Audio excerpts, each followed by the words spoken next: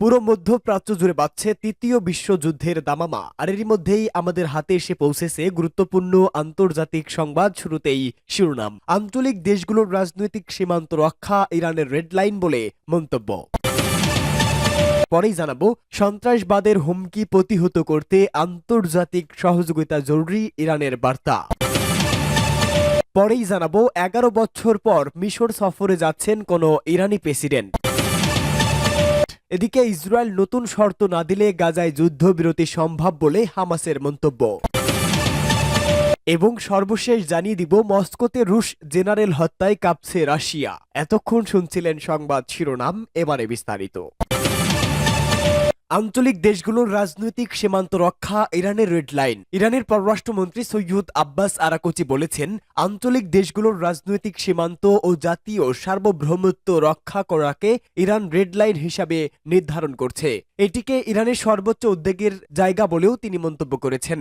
লেবাননের আন-নাহার পত্রিকায় প্রকাশিত এক নিবন্ধনে ইরানের এই অবস্থা তুলে ধরেন আরাকচি। তিনি বলেন, সিরিয়ায় উগ্র জঙ্গি গোষ্ঠী দায়েশের বিরুদ্ধে লড়াই করতে দামেস্ক সরকারের আমন্ত্রণে সাড়া দিয়ে দেশটিতে সামরিক উপদেষ্টা পাঠিয়েছিল ইরান। ইরানের পররাষ্ট্রমন্ত্রী বলেন, অন্যদিকে আমেরিকা একটি জবরদখলকারী শক্তি হিসাবে সিরিয়ায় সেনা মোতায়েন করেছে এবং দেশটির একটি বড় অংশ দখল করে রেখেছে।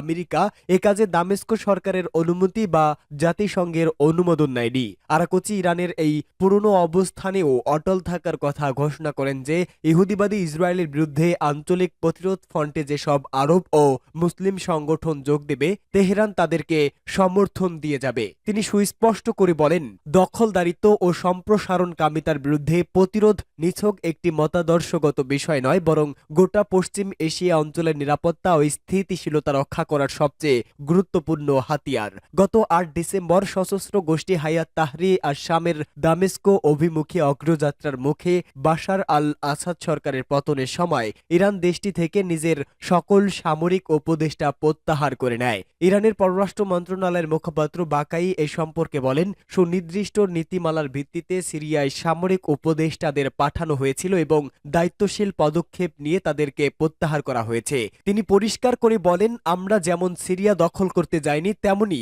পুরনো সাম্রাজ্য পুনঃপ্রতিষ্ঠাও আমাদের লক্ষ্য ছিল না, বরং সন্ত্রাসবাদদের হাত থেকে দেশটির জনগণকে রক্ষা করতে দামেস্ক সরকারকে সাহায্য করাই ছিল আমাদের কাজ, তেহরানের উদ্দেশ্য। সন্ত্রাসবাদদের হুমকি প্রতিহত করতে আন্তর্জাতিক সহযোগিতা জরুরি বলে মন্তব্য ইরানের। ইরান বলেছে, সন্ত্রাসবাদ ও উগ্রবাদ মোকাবেলা করার পাশাপাশি শান্তি, নিরাপত্তা ও মানবাধিকারের বিরুদ্ধে সন্ত্রাসবাদদের হুমকি প্রতিহত করার লক্ষ্যে আন্তর্জাতিক সহযোগিতা জরুরি। ইরানের পররাষ্ট্র মন্ত্রণালয়ের মুখপাত্র ইসমাইল বাকাই সহিংসতা ও সহিংস উগ্র বিরোধী আন্তর্জাতিক দিবস উপলক্ষে তার দেশের এই অবস্থান ঘোষণা করেন। তিনি বলেন, 2013 সালের 13 ডিসেম্বর জাতিসংঘ সাধারণ পরিষদে ইরানের পক্ষ থেকে উত্থাপিত একটি প্রস্তাব পাশ হওয়ার পর থেকে দিবসটি আন্তর্জাতিকভাবে পালিত হয়ে আসছে।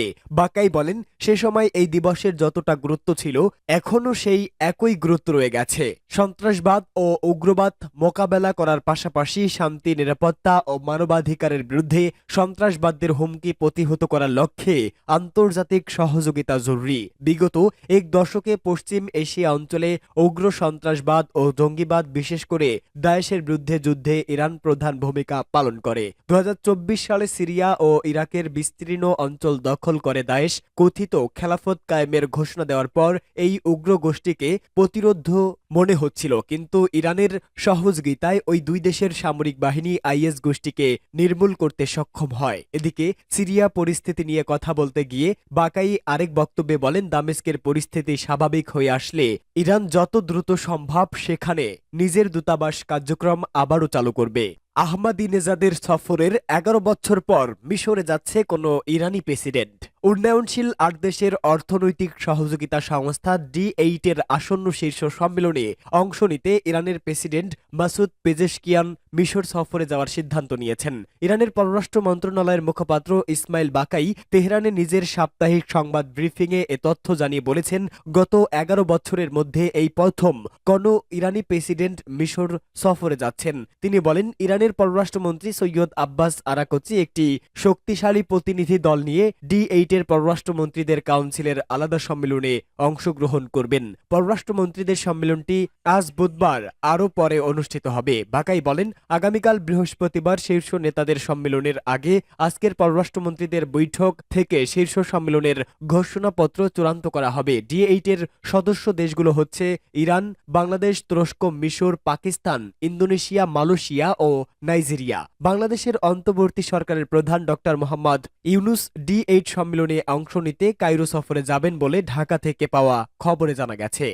Harapkan rahat elo besteu di bis no nombre nos dos ono nombre da do se hanairo de que no no bida bidu hishras no poshu de que lerzi nid rurush nazi vona fotas kala ki shahidio ne robot ko ta shiru sto boto vera petidro kunno e taros de la ora be o nombre dito o haina tenni bai ne bis nombre dor bida bidu hi ne lo bedro ko to shini de ba este urista ka sakra da lo fosh anos dolari pus di dor bus dus ne no lo tre mashu no kes dito neste lo boa de no inis nos gere samahkit di fazagnit ge ini noch Kopra, ist da Gastako, Radolf Forshanus de la Rarokut, Umbre din Numen Opay, the Zagra Opera Shamram, Bonded Stoboto, Estel Bramoshotok, Stark Lavzis, Number Charop, Ilavzi, Inahlo Forshanus de la, Ono Kraut, not Mashi, Shamrat, Rop, Rokus Daki, Dusre, Pashke, Romi Bonded Stobotok, Ebat Roshimo, Charot Kuznikram, Estrokatsudum, Ishapa Shaplera Taki, that Teslos, Narus de Lais, the Lars Noradop, Eros Jump Pekotoge, Kolarokut, Umbre din Numen Opko, Raina Keshmobe, Nobel ma ilavzi dabidu iagat dupwas da geste halawit ropir hono ke lomne bazya hodna in rabdi vid nahdul pleda somat somashan neugilavzi za etit buznya rusdula riduri bus no torna chuno ra dake gide estero kan shok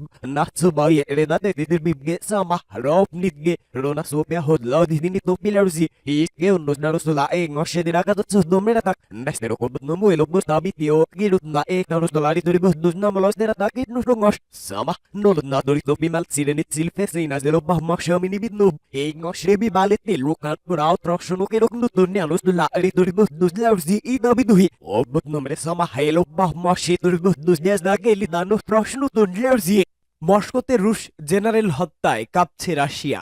রাশিয়ার রাজধানী দামেস্কোতে মঙ্গলবার সকালে ভয়াবহ এক বিস্ফোরণে নিহত হন শীর্ষস্থানীয় রুশ সামরিক কর্মকর্তা লেফটেন্যান্ট জেনারেল ইগভির কিরিলভ। একটি আবাসিক ভবনে প্রবেশ করার সময় স্কুটারে লোকানো বোমা বিস্ফোরণে ঘটনাস্থলেই প্রাণ হারান তিনি এবং তার এক সহযোগী। রাশিয়ার nuclear, biological and chemical protection troops বাহিনীর প্রধান ছিলেন কিরিলভ। রুশ তদন্তকারী সংস্থা কমিটির মতে স্কুটারে রাখা বোমায় বিস্ফোরণ ঘটানো হয়। এতে ভবনের প্রবেশপথ পুরোপুরি ধ্বংসস্তূপে পরিণত হয়। রাশিয়ার রাষ্ট্রীয় সংবাদ মাধ্যম তাসের প্রতিবেদন অনুযায়ী বিস্ফোরণে ব্যবহৃত বিস্ফোরকের পরিমাণ 2010 সালে মস্কোর মেট্রোতে আত্মঘাতী হামলার ব্যবহৃত বিস্ফোরকের সমান।